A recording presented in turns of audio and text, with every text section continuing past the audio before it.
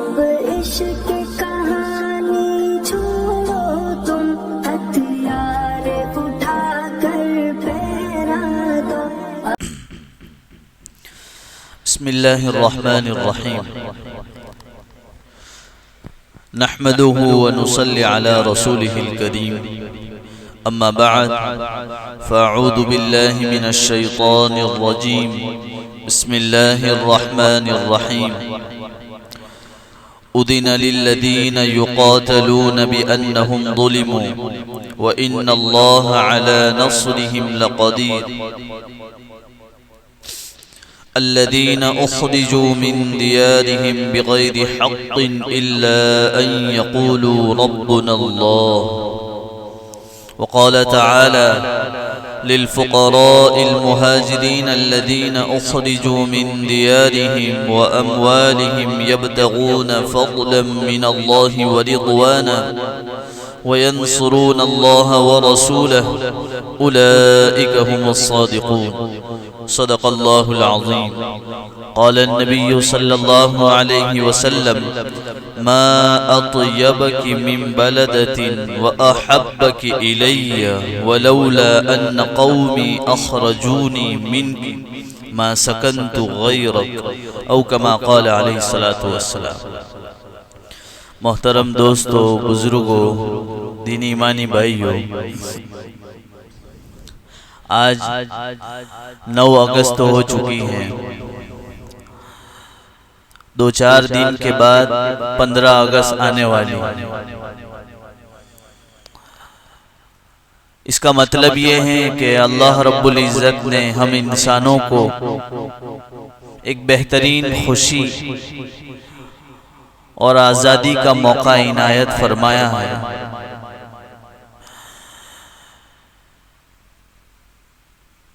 اللہ رب العزت نے ہم مسلمانوں کو پیدائشی آزاد ہی بنایا تاکہ ہم اللہ کو یاد کرنے میں، اسلام کے احکام پر عمل کرنے میں آزادی کے ساتھ ہر حکم کو عافیت اور سہولت کے ساتھ بجا لائیں۔ 15 اگست یوم آزادی، کیا اس بارے میں قرآن کریم کچھ کہتا ہے؟ قرآن کریم کی کیا تعلیم ہے؟ میں اکثر یہ کوشش کرتا ہوں کہ آپ لوگوں کو قرآن کریم کے احکام اور اللہ کے جو قوانین ہیں وہ عام طور پر بہت سی چیزوں میں ہم نے سنے نہیں ہیں، میں اس سے مجھے اور آپ کو باخبر کرتا ہوں کہ قرآن قیامت تک کی ہر ایک بات کو اپنے اندر لیے ہوئے ہے۔ بس قلندر آنچے گوید دیدہ گوید۔ سونے کا ماہر جو ہوتا ہے وہ قیمتی چیز کو کہیں سے بھی پہچان لیتا ہے۔ ایسے ہمارے اکابر علماء قرآن کریم کی آیات کے ذریعے سے وطن سے محبت، وطن سے وفاداری کیا قرآن کریم میں ہے؟ ہم اپنے وطن سے محبت کس طرح کریں، کیا قرآن کریم میں ہیں؟ اس بات کو قرآن کریم کی آیتوں کے ذریعے سے میں آپ کو سمجھانا چاہتا ہوں کہ جیسے 15 اگست یہ آزادی کا دن ہے، تو اس موقع پر قرآن کریم کی تعلیمات ہم سارے انسانوں کے لیے کیا ہے؟ قرآن کریم کی ایک آیت جو خطبے میں نے پڑھی، اُذِنَ لِلَّذِينَ يُقَاتَلُونَ بِأَنَّهُمْ ظُلِمُوا وَإِنَّ اللَّهَ عَلَى نَصْرِهِمْ لَقَدِيرٌ الَّذِينَ أُخْرِجُوا مِنْ دِيَارِهِمْ بِغَيْرِ حَقٍّ إِلَّا أَنْ يَقُولُوا رَبُّنَا اللَّهُ۔ قرآن کریم کی کچھ 9 آیتیں میں نے جمع کی ہیں، میں بہت ہی مختصر وقت میں اشارتاً صرف بتاتا چلتا ہوں کہ اس میں اللہ نے وطن سے محبت کا اشارہ کیا۔ جیسے میں نے یہ خطبے میں آیت پڑھی، اُذِنَ لِلَّذِينَ يُقَاتَلُونَ بِأَنَّهُمْ ظُلِمُوا، اللہ کہہ رہے ہیں کہ ان کو اجازت دی جاتی ہے۔ اُذِنَ لِلَّذِينَ يُقَاتَلُونَ بِأَنَّهُمْ ظُلِمُوا، جب تمہارے دیش پر، تمہارے ملک پر، جہاں تم پیدا ہوئے، جہاں تم رہتے ہیں، ان سے محبت ہے، اور وہاں پر بری نظر رکھنے والے، دیش پر غلط عقیدہ رکھنے والے، ان پر غلط طریقے سے نگاہ رکھنے والے ہو، تو ان کے مقابلے میں چوڑیاں پہن کر نہیں بیٹھے رہیں گے۔ للذین یقاتلون بانہم ظلموا، ظالموں کے خلاف کھڑے ہوں گے، بیٹھے نہیں رہیں گے۔ ظالموں کے خلاف کھڑے ہونے کا حکم قرآن کریم میں اذن للذین یقاتلون بانہم ظلموا وان اللہ علی نصرہم لقدیر، جب تم کھڑے ہوں گے اللہ تمہاری مدد کرے گا۔ اور یہ اس موقع پر یہ صحابہ کرام سے کہا جا رہا ہے کہ وطن کی حفاظت کے لیے اپنے آپ کو پیش کرنا، تو یہ قرآن کریم کا اشارہ ہے کہ وطن سے محبت ہے۔ ظالم اگر ظلم پر اڑا ہوا ہے اور دیش کا ستیہ ناش کرنا چاہتا ہے، اس موقع پر ہم اپنی تعلیم اور ایجوکیشن اور اپنے دماغ اور حکمت اور امبیڈ صاحب نے جو قوانین بتائے ہیں، اس قوانین کی پوری رعایت کرتے ہوئے اپنے ہندوستان کو، اپنے ملک کو، اپنے شہر کو کیسے بچایا جائے۔ الذین یقاتلون بانہم ظلموا، ظالموں کے خلاف کھڑے ہونا۔ وان اللہ علی نصرہم لقدیر، اللہ تمہاری مدد کرنے پر قادر ہے۔ اور یہ کیوں نکالتے ہیں الذین اخرجوا من دیارہم بغیر حق؟ یہ عجیب معاملہ، ہم مسلمانوں پر دل پر یہ انگلی رکھ کر اللہ اشارہ کر، الذین اخرجوا، تمہیں اس لیے نکالا گیا، من دیارہم، تمہارے شہر سے، تمہارے وطن سے۔ یاد ہے نا، وہ بھول گئے، NRC الگ الگ چیزیں آئی تھی نا، تم اپنا ثبوت دو کہ تم مسلمان ہو، تم یہاں کے وطنی ہو، تم یہی اسی دیش کے رہنے والے ہو۔ الذین اخرجوا من دیارہم بغیر حق، یہ تمہیں ناحق نکالیں گے۔ کیوں نکالیں گے؟ الا ان یقولوا ربنا اللہ، یہ اس لیے نکالتے ہیں کہ تم نے کلمہ پڑھا ہے، لا الہ الا اللہ، ان یقولوا ربنا اللہ، اللہ کا نام لیتے ہو، تم اذان دیتے ہو، یہ ان کو کھچتا ہے، یہ ان کو تکلیف دیتا ہے۔ یہ اللہ کہہ رہے اللہ ان یقولوا ربنا اللہ، تم اللہ کا نام لیتے ہو۔ تو اس دیش پر جہاں تم رہتے ہو اس سے اگر محبت ہے تو کیا کرنا ہے؟ ظالم کے خلاف اپنی آواز کو اٹھانا ہے۔ کیسے اٹھائیں گے؟ ممبر سے بیٹھ کر تم یہاں بولو، سوشل میڈیا کے ذریعے سے بولو، تم اپنے بچوں کو یہ تعلیم دو کہ کس طرح دیش میں آزادی کے مسلمانوں نے حصہ لیا ہے اور قرآن کریم کیا تعلیم دیتا ہے۔ آؤ چلو میں دوسری آیت تمہیں بتاتا ہوں۔ وَاذْكُرُوا إِذْ أَنْتُمْ قَلِيلٌ مُسْتَضْعَفُونَ فِي الْأَرْضِ تَخَافُونَ أَنْ يَتَخَطَّفَكُمُ النَّاسُ فَآوَاكُمْ وَأَيَّدَكُمْ بِنَصْرِهِ وَرَزَقَكُمْ مِنَ الطَّيِّبَاتِ لَعَلَّكُمْ تَشْكُرُونَ۔ سورہ انفال کی 26ویں آیت ہے۔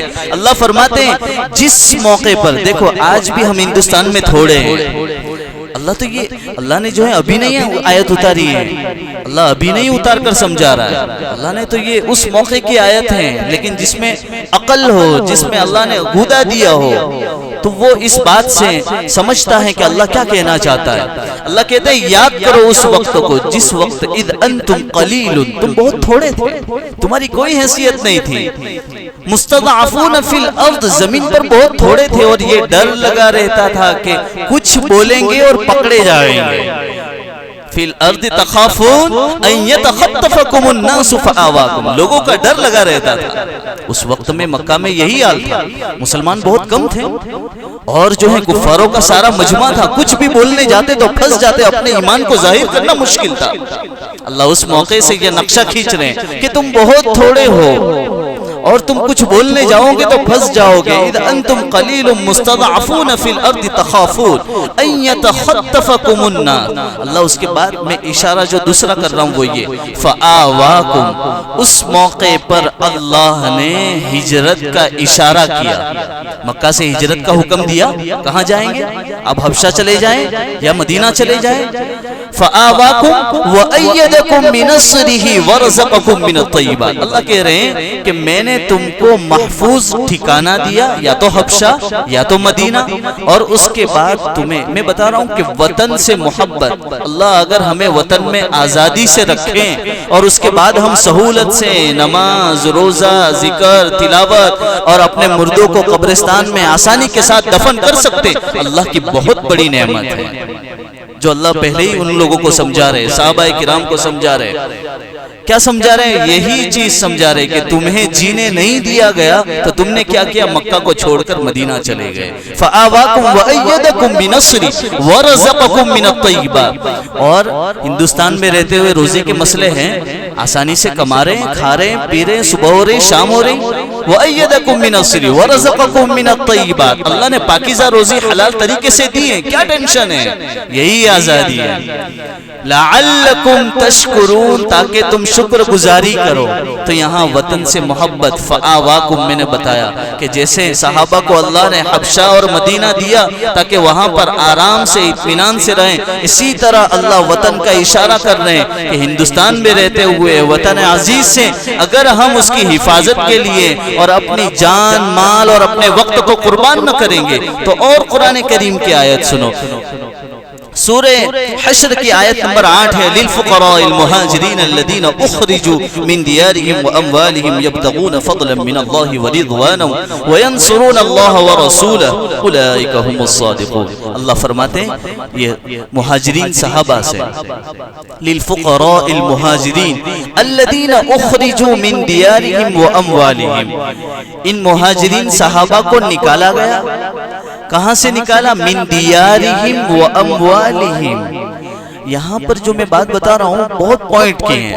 اللہ کہہ رہے ہیں کہ ان کے وطن سے، ان کے شہر سے، ان کے ملک سے مہاجر صحابہ کو نکالا گیا. من دیارہم و اموالہم یبتغون فضلا من اللہ ورضوانا، اور یہ اللہ کی رضا اور فضل تلاش کر رہے تھے. تو یہاں پر آگے اللہ کہہ رہے ہیں کہ ان کا یہ ملک کو چھوڑنا، اپنے مال و جائیداد کو چھوڑنا اللہ اور اس کے رسول کو بہت پسند آیا.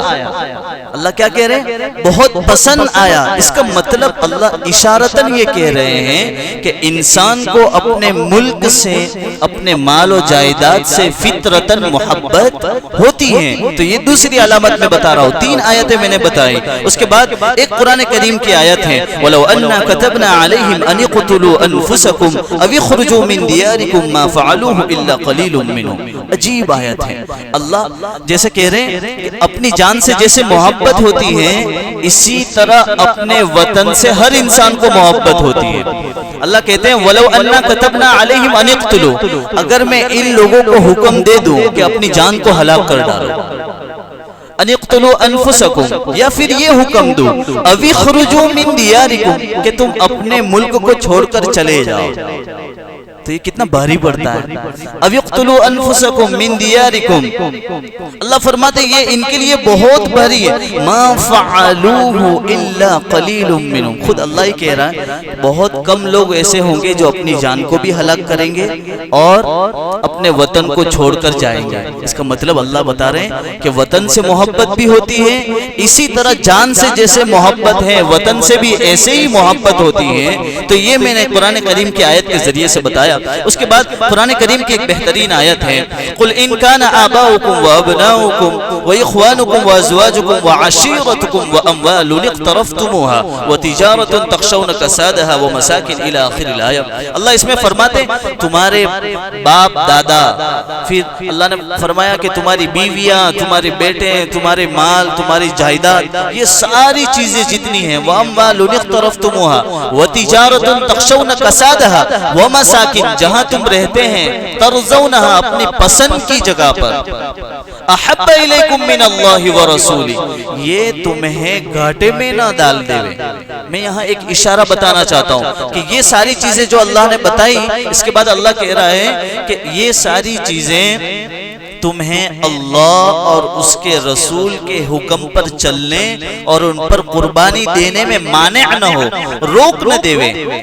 یہ تو اللہ کا حکم ہے کہ تمہیں دنیا اور بیوی بچے مال و جائیداد تمہیں نقصان میں نہ ڈال دے، یہ تو ہے ہی قرآن کریم میں، لیکن اس میں اشارہ یہ ہے کہ اللہ بتا رہے ہیں کہ تمہارا ملک، تمہارا گاؤں، تمہارا شہر جہاں تم پیدا ہوئے، فطرتاً تمہیں ان سے محبت ہوتی ہے، اس لیے میں کہہ رہا ہوں کہ اتنی محبت نہ ہو جاوے کہ تمہیں اللہ اور اس کے رسول کے لیے قربانی دینا بھاری پڑ جاوے۔ یہ چیزیں میں بتانا چاہتا ہوں۔ پھر جو ہے اللہ رب العزت فرماتے ہیں کہ جب وطن پر کوئی ظالم حکمران ہو اور وہ اس وطن کو ستیہ ناش کرنا چاہتا ہو، اس موقع پر قرآن کریم کی کیا تعلیمات ہیں؟ قرآن کریم کہتا ہے یا قوم ادخلوا الارض المقدسة التي كتب الله لكم ولا ترتدوا على ادباركم فتنقلبوا خاسرين۔ کہہ رہے اے قوم، یا قوم ادخلوا الارض المقدس، یہ تو حالانکہ فلسطین کے بارے میں قرآن کریم کی آیت ہے، ارض مقدس، لیکن اللہ یہاں کہہ رہے ہیں کہ یا قوم ادخلوا الارض المقدسة التي كتب الله لكم، اس جگہ پر داخل ہو جاؤ جہاں پر تمہارے لیے رہنا لکھ دیا ہے، کتب اللہ لکم ولا ترتدوا علی ادبارکم، لیکن یاد رکھنا جب وطن پر آنچ آوے، وطن پر کوئی تکلیف آوے، شہر عزیز پر اور ملک ہندوستان پر اور جہاں کہیں جو کوئی رہتا ہے اور اس کا وہ ملک ہے، اس پر جب بھی کوئی مصیبت اور غلط نگاہ سے دیکھنے والا ہو، اس موقع پر ولا ترتدوا علی ادبارکم، اپنی پیٹھ نہ دکھانا، اپنا چہرہ دکھانا، اپنا سینہ سامنے رکھ دینا اور کہنا کہ میں اس دیش سے، اس وطن سے محبت کرتا ہوں اور قرآن مجھے یہ تعلیم دیتا ہے وَلَا تَرْتَدُّوا عَلَىٰ أَدْبَارِكُمْ، پیٹھ پھیرنے کی مسلمان کو اجازت نہیں، بلکہ انسان کو اجازت نہیں ہے کہ ظالم سامنے ہو اور جو ہے ہم یوں ہی کھڑے رہ جائیں، بلکہ اس کے مقابل وَلَا تَرْتَدُّوا عَلَىٰ أَدْبَارِكُمْ، پیٹھ نہیں دکھانی ہے بلکہ جو ہے اپنا سینہ دکھانا ہے۔ میں یہ بتا رہا تھا۔ اس کے بعد جو ہے قرآن کریم کی آیت ہے وطن کی آبادی کے لیے اپنی اولاد کو چھوڑا، ربنا انی اسکنت من ذریتی بواد غیر ذی زرع عند بیتک المحرم۔ یاد ہے آپ کو ابراہیم علیہ السلام نے جو ہے اپنے بیٹے اسماعیل علیہ السلام کو چھوڑا تھا، وہ کس وجہ سے چھوڑا تھا؟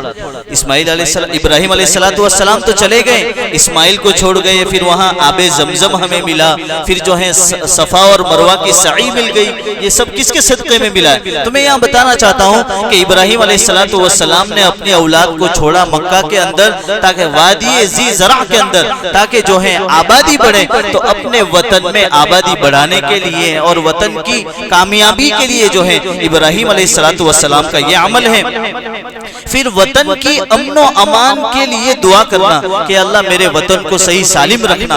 حضرت ابراہیم علیہ السلام خود دعا کر رہے ہیں ربی جعل هذا البلد آمنا، کہ اللہ میرے مکہ کو، اس شہر کو جو ہے اللہ تو پر امن بنا۔ کیا مطلب ہے کہ صرف شہر مکہ کے لیے تو دعا کی ہی ہے، لیکن نبی نے یہ دعا کر کے یہ عمل بتایا ہے کہ جس شہر میں ہم رہتے ہیں اس شہر کے لیے ہمیں بھی دعا کرنی چاہیے کہ یا اللہ میرے ہندوستان کو تو ہر بری نظر سے اور جو لوگ اس پر غلط نگاہ رکھتے ہیں اس سے تو ہمارے ہندوستان کی حفاظت فرما۔ اس طرح دعا کر سکتے ہیں۔ یہ قرآن کریم کی کچھ آیتوں کے ذریعے سے میں نے آپ کو بتایا کہ قرآن کریم میں وطن سے محبت کی دلیلیں موجود ہیں۔ اس کے بعد میں کچھ حدیث بتاتا ہوں۔ ترمذی شریف کی روایت ہے، اللہ کے نبی صلی اللہ علیہ وسلم نے فرمایا تم میں سے جو شخص صبح اس طرح کرے کہ اپنی قوم میں یا اپنے گھر میں امن سے ہو اور اس کا جسم بھی صحیح سالم ہو یعنی تندرست ہو اور اس دن اس کو پورے دن کی روزی مل جاوے، تو گویا اس کو اللہ رب العزت نے پوری دنیا سمیٹ کر اس کے پاس رکھ دی ہے۔ یہ ترمذی شریف کی روایت ہے۔ مطلب یہ ہے کہ اپنے وطن میں رہتے ہوئے اگر ہم امن سے ہیں، جیسے الحمدللہ ہم ہیں ہمارے ہندوستان، اور اس کے بعد روزی کا کوئی مسئلہ نہیں ہے، اپنی قوم میں ہم باعزت ہیں، اللہ نے صحیح سالم رکھا ہوا ہے، اس کا مطلب ہے اللہ نے ہمارے قدموں میں دنیا ڈال کر رکھ دی ہے۔ یہ ایک حدیث ہو گئی۔ دوسری حدیث ہے بخاری اور مسلم کی۔ آپ کو یاد ہوگا غار حرا کا موقع ہے، نبی کریم صلی اللہ علیہ وسلم وہاں موجود تھے، پہلی وحی نازل ہوئی تھی، اقرأ بسم ربک الذی خلق خلق الانسان من علق۔ یہ جب واقعہ پیش آیا اس موقع پر نبی کو بھی پہلی وحی نازل ہوئی تھی، بہت ڈر لگا۔ حضرت خدیجہ رضی اللہ تعالی عنہا کے پاس آئے اور انہوں نے کہا کہ زمبلونی زمبلونی، ہمارے نبی صلی اللہ علیہ وسلم نے کہا چادر اڑائیے، مجھے بہت ڈر لگ رہا ہے۔ اس کے بعد سارا واقعہ سنایا کہ جو ہے اس طرح ہوا، جبرائیل علیہ السلام آئے۔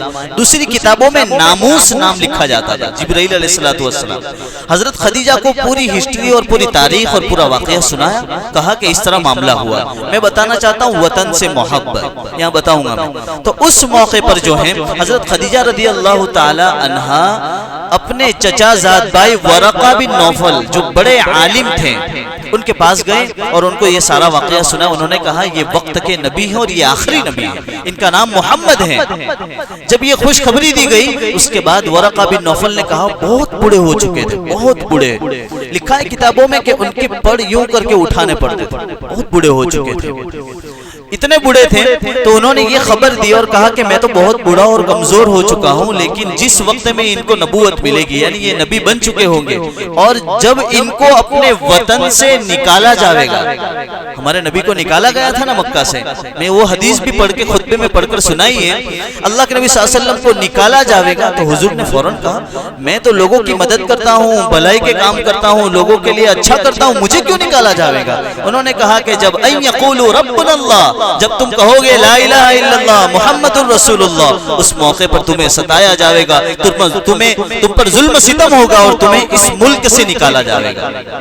تو اس وقت میں یہاں اشارہ اس حدیث کا یہ بتانا چاہتا ہوں کہ ملک سے نکالنے پر اللہ کے نبی صلی اللہ علیہ وسلم نے جب نکالے گئے تھے اور جب مکہ چھوڑ کر جا رہے ہیں اس موقع پر یہ حدیث پڑھی تھی، ما اطیبک من بلدۃ واحبک الی ولولا ان قومی اخرجونی منک ما سکنت غیرک، کہ اے شہر مکہ مجھے تو بہت عزیز ہے اور میں تجھ سے بہت محبت کرتا ہوں۔